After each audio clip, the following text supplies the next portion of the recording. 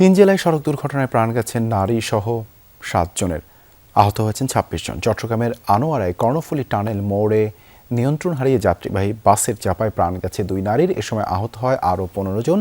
বৃহস্পতিবার রাতে চাতুরী চৌমুহনী বাজার এলাকায় ঘটে এই মর্মান্তিক দুর্ঘটনা। প্রত্যক্ষদর্শীরা জানান, দ্রুতগতির বাসটি সড়ক ছেড়ে দোকানে ঢুকে পড়ার আগে যাত্রীর অপেক্ষায় থাকা একাধিক সিএনজি চালিত অটোরিকশা ও রিকশাকে চাপা দেয়।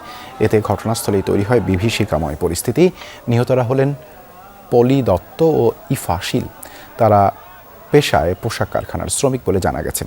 দুর্ঘটনার পর চালক ও তার সহকারী পালিয়ে গেলেও ঘাতক বাসটি আটক করে পুলিশ। ঝালকাঠির রাজাপুর উপজেলায় যাত্রীবাহী বাস ও সিএনজি চালিত থ্রি হুইলারের মুখোমুখি সংঘর্ষে 2 যাত্রী নিহত হয়েছেন। এ ঘটনায় আরও 4 জন আহত হয়েছেন। পুলিশ জানায়, বরিশাল এক্সপ্রেস নামের একটি যাত্রীবাহী বাস ঢাকার উদ্দেশ্যে যাচ্ছিল। অন্যদিকে বরিশাল থেকে যাত্রী নিয়ে ভান্ডারিয়া উপজেলার দিকে যাচ্ছিল একটি সিএনজি চালিত থ্রি হুইলার। পথে রাজাপুরের সমবায় এলাকায় পৌঁছালে বাস ও থ্রি হুইলারের মুখোমুখি সংঘর্ষ হয়। এতে ঘটনাস্থলেই থ্রি হুইলারের 2 যাত্রী নিহত হন। দুর্ঘটনার পর বাসটি ঘটনাস্থল থেকে দ্রুত পালিয়ে যায়।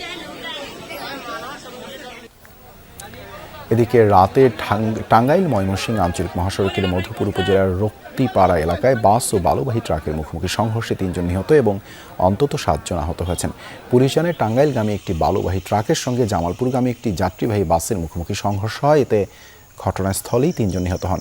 এ সময় অন্তত 7 জন আহত হন। পরে স্থানীয়রা আহতদের উদ্ধার করে মধুপুর উপজেলা স্বাস্থ্য কমপ্লেক্সে ভর্তি করেন।